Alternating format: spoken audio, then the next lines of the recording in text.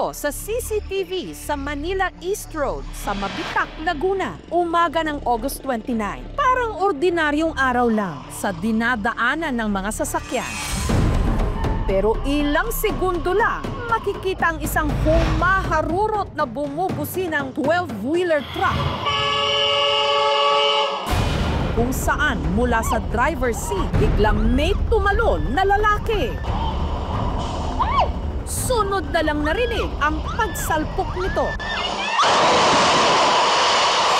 Nagulat na lang ako, parang may sumabog. Tabon na po lahat eh. Gumuho na po yung mga pader.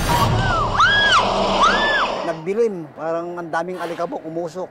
Ang lalaki, matapos humandusay, iika-ika pang naglakad sa daan. Ang hindi nakita ng kamera,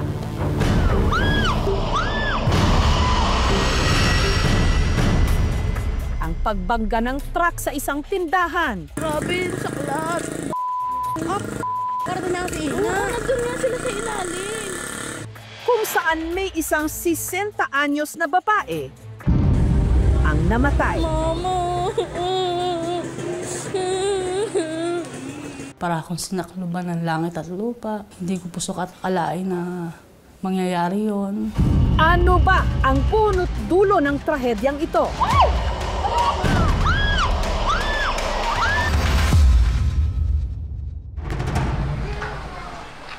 Ang nasalpok na tindahan at tahanan, pagmamay-ari ng pamilya De Lumen. Dalawang palagpag po yan. Ayan po yung grocery po niya.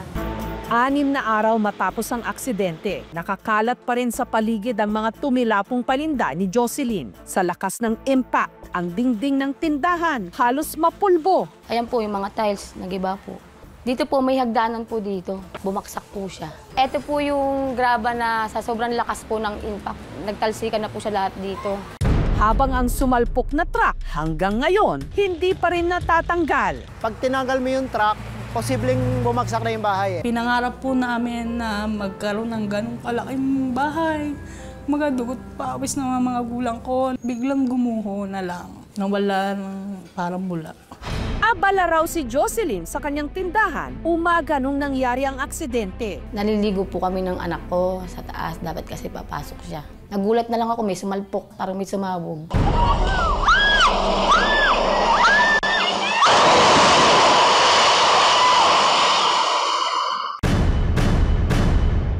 Sobrang lakas. Naalog nga po yung ulo ko eh. Nawalan ako ng ulit at saglit. Pag tingin ko, truck na yung nasa harapan ko. Si Shirley, ilang dipa lang daw ang layo mula sa sumalpok na 12-wheeler truck. Sobrang lapit po. Ito na Ito lang ako. Umakyat po ako sa taas. Hinahanap ko po yung anak ko kasi natabunan na siya. Isa-isa ko po tinatanggal yung mga pader na nagumuho. Hindi ko po siya mahanap. Tapos bigla na lang po yung anak ko lumabas doon sa pinag-alisan ko. Hindi na ako makapaniwala kung paano kami nakaligtas ng anak ko. Habang ang kanyang biyanan na si Jocelyn natabunan ng nagtumbahang dingding. Hinahanap na po namin si Mama. Sumisigaw na po kami, hindi siya masagot. Makalipas ang ilang minutong paghahanap, Nakita daw po yung kamay kasi natabunan po si Mama. ang walang malay noong si Jocelyn, maingat nilang iniahon. Hindi ko na siya makilala. Kulay na siya, brown. Marami po siyang tama. May tama po siya sa balikat, o sa dibdib, sa paa. Hindi ko na po talaga siya kayang tingnan. Pero bago pa siya maisugod sa ospital, si Jocelyn idineklarang dead on the spot. Mama. Wala po akong tigil, dasal ng dasal. Na sana po di totoo, sana nagkamali lang po. Sana panaginip lang po. Masakit po.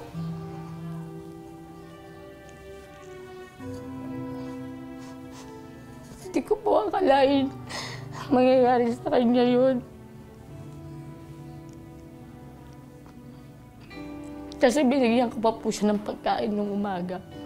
Tumatawa pa siya, nanonood siya ng cellphone. Pinalagyan ng tempered yun. Thank you very, very much. Sa tindahang ito sa gilid ng kalsada, umikot ang buhay ni Jocelyn. Simulat sa pool po na nagkaroon po ako ng isip, yun na po yung hanap buhay namin. Shampoo kami, pinag-aral niya po kami lahat. Kaya hindi lubos inakala ng kanyang mga anak na sa tindahan ding ito magtatapos ang kanyang buhay. Galit na galit po ako sa driver. Bakit po ganun yung nangyari? Kasi marami pong nadaanan na walang bahayan. Sana doon na lang po niya binangga. Ayon sa inisyal na investigasyon ng mga otoridad, ang truck na may kargang graba nawalan daw ng preno. Posible rin na yung driver, hindi nila na-inspect mabuti yung preno nila o kaya naman nag-init na talaga yung preno niya dahil sa bigat ng karga niya dahil puro palusong po yun. Parang overloaded. Parang dinamihan nila yung karga ng truck. Pero nasaan na ang driver ng truck? Sa CCTV, makikita ang driver nakahandusay lang sa gitna ng kalsada. Ilang sandali pa, bumangon siya at iika-ikang naglakad sa gilid ng daan. Nung nagkagulo na ang mga residente, ang lalaki muling tumawid ng kalsada. Hanggang sumakay ito sa isang nakaparadang truck.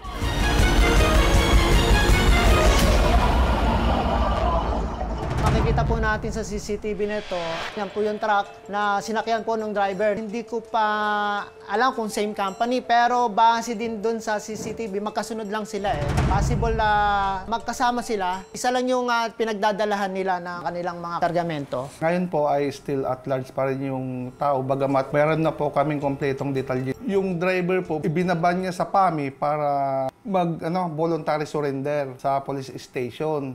Samantala, nakikipag-areglo na raw kina Princess ang kumpanya na nagme-may-ari ng truck. Kahit isang tuka lang po kami. Pag po kami nagsampa ng kaso, mas mamumroblema po kami. Magsasampo po kami ng kaso. Kung di po nila matupad po yung pinag-usapan na ipapagawa nila po yung bahay, ibabalik yung mga negosyo.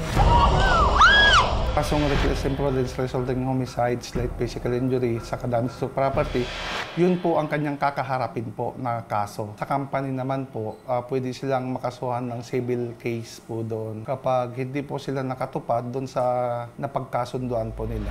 Sinubukan ng aming team na hinga ng panig ang kumpanyang nagmamay-ari ng truck. Tumanggi silang magbigay ng pahayag. Sana po makipag-ugnayan po siya para kumbaga hindi masyado masakit sa amin na para wala siyang pakialam. Kasi yan naman po ay talagang accident-prone area dahil zigzag road po yan. Yung magmadali, yung magiging cause na pagkasira ng brake. Pag air brake, mawala yung air pressure, kaya wala na yung brake. Pag brake fluid, umiinit siya. So pag uminit ang brake fluid, hindi na gumagana yung brake. Responsibilidad ng driver. Dahan-dahan yung takbo, bago sila bumiyahe, kailangan check ko ng brake, engine oil, manibela, and siyempre, kondisyon ng sarili nating katawan. If you are capable to drive, lalo na long distance. Samantala, nitong Biyernes, si Jocelyn inihatid na sa huling hantungan.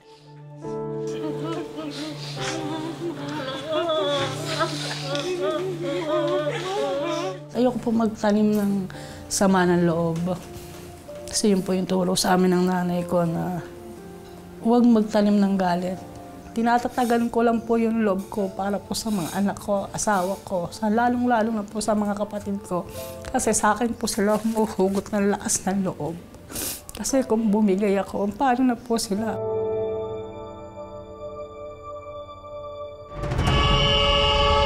Isang iglap lang ang pagitan ng biyahe at trahedya. Lagi po sana nating tandaan na sa bawat biyahe, buhay ang nakataya.